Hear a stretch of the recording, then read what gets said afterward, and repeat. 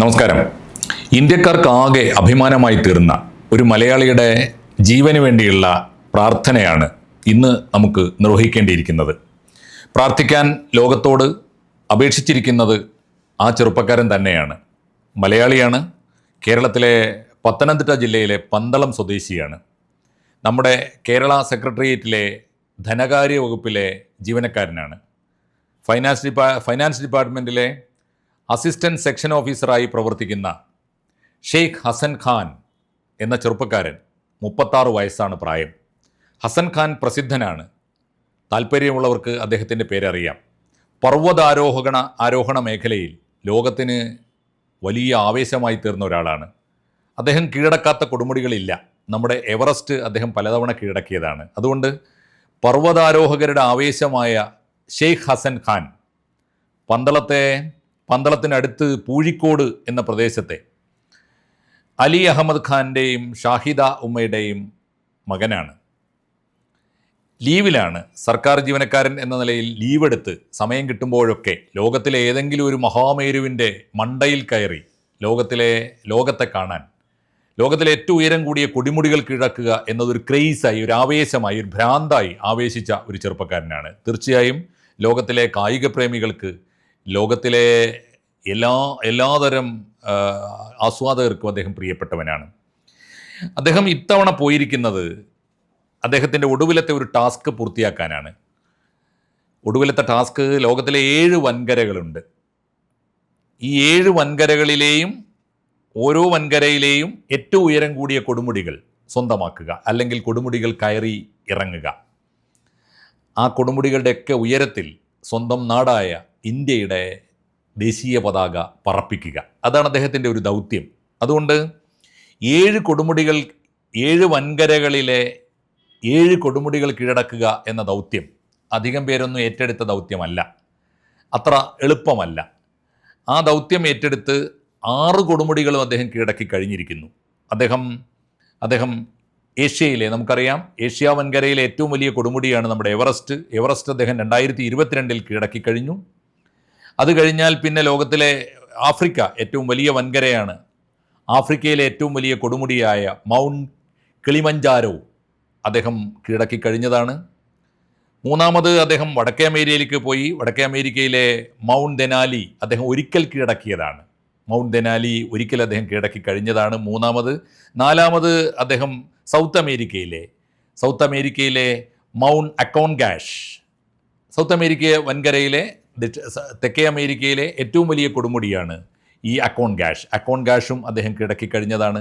അത് കഴിഞ്ഞ് അദ്ദേഹം യൂറോപ്പ് വൻകരയിലെ ഏറ്റവും വലിയ കൊടുമുടിയാണ് മൗണ്ട് എൽബ്രൂസ്, അതും അദ്ദേഹം കീഴടക്കി കഴിഞ്ഞതാണ്. യഥാർത്ഥത്തിൽ അദ്ദേഹം അവസാനത്തേക്ക് വെച്ചതായിരുന്നു അന്റാർട്ടിക്ക വൻകരയിലെ, നമുക്കറിയാം, മഞ്ഞു മൂടിക്കിടക്കുന്ന വൻകരയാണ്. അന്റാർട്ടിക്കയിലെ ഏറ്റവും വലിയ കൊടുമുടിയാണ് മൗണ്ട് വിൻസൻ, അതും അദ്ദേഹം കീഴടക്കി കഴിഞ്ഞതാണ്. ഇനി അദ്ദേഹത്തിൻ്റെ കണക്കിൽ, അദ്ദേഹത്തിൻ്റെ ടാർഗറ്റിൽ ഒന്ന് മാത്രമേ ബാക്കിയുള്ളൂ.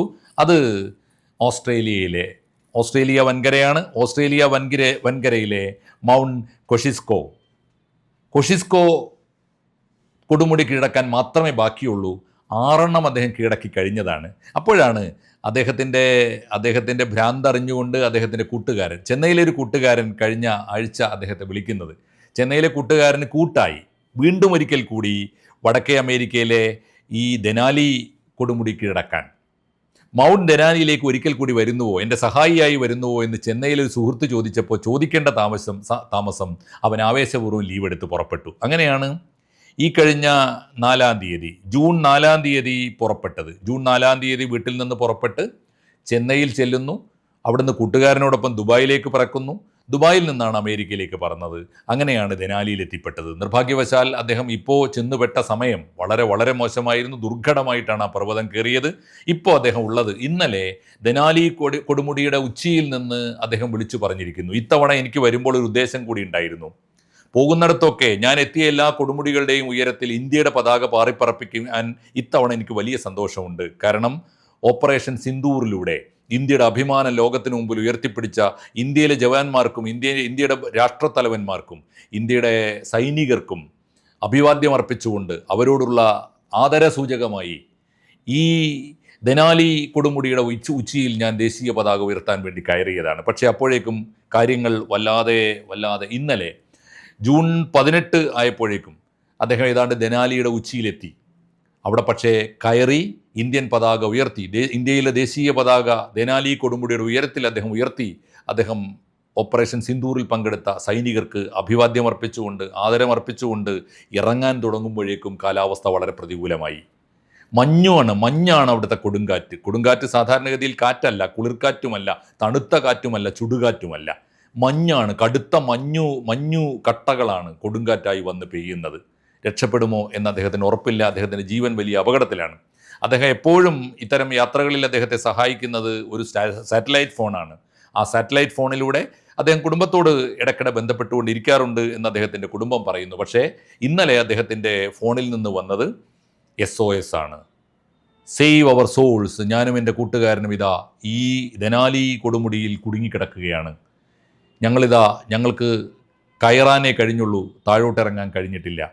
ഞങ്ങളുടെ കയ്യിൽ വെള്ളം തീർന്നിരിക്കുന്നു, ഞങ്ങളുടെ കയ്യിൽ ഭക്ഷണം തീർന്നിരിക്കുന്നു. എൻ്റെ ജീവൻ അപകടത്തിലാണ്, ദൈവത്തിന് മാത്രമേ എന്നെ രക്ഷിക്കാനാവൂ. എങ്കിലും ലോകമേ അറിയുക, ഞാനിവിടെ കുടുങ്ങിക്കിടക്കുന്നു, എനിക്ക് വേണ്ടി നിങ്ങൾ പ്രാർത്ഥിക്കുക എന്ന് അദ്ദേഹം ലോകത്തോട് അപേക്ഷിച്ചിരിക്കുന്നു. അദ്ദേഹത്തിൻ്റെ SOSന് വലിയ വിലയുണ്ടായിരിക്കുന്നു. കേട്ടവരൊക്കെ അത് ഏറ്റെടുത്തിരിക്കുന്നു. പ്രാർത്ഥനയായി മാത്രമല്ല, തങ്ങളുടെ ധർമ്മമായിട്ടും അത് ഏറ്റെടുക്കുന്നു. പ്രത്യേകിച്ച് നമ്മുടെ ഭരണാധികാരികൾ.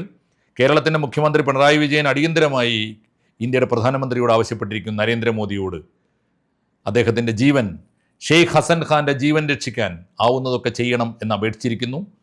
അതോടൊപ്പം തന്നെ മറ്റു പലരും, കേന്ദ്രമന്ത്രി ജോർജ് കുര്യൻ വിദേശകാര്യ വകുപ്പും വിദേശകാര്യ മന്ത്രിയുമായി ബന്ധപ്പെട്ടിരിക്കുന്നു. ഒപ്പം പത്രമാധ്യമങ്ങൾ പറയുന്നത് BJPയുടെ സംസ്ഥാന പ്രസിഡന്റ് രാജീവ് ചന്ദ്രശേഖരൻ കേന്ദ്ര മന്ത്രി ജയശങ്കറുമായി ബന്ധപ്പെട്ടിരിക്കുന്നു. ഒപ്പം വാഷിങ്ടൺ DC ഇന്ത്യൻ എംബസിയുമായും ബന്ധപ്പെട്ടിരിക്കുന്നു.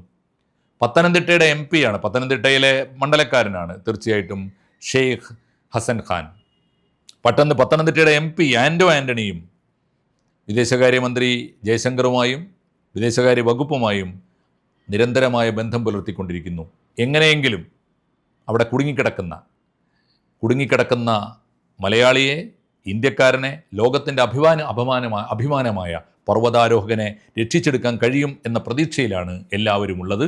തീർച്ചയായും നമുക്കെല്ലാം ചെയ്യാനുള്ളത് പ്രാർത്ഥനയാണ്. 2, അദ്ദേഹത്തിൻ്റെ ജീവൻ രക്ഷിക്കാനുള്ള രക്ഷാധർമ്മങ്ങൾ എല്ലാ ഭരണാധികാരികളും ഒരുമിച്ച് ചെയ്തുകൊണ്ടിരിക്കുന്നുണ്ട്.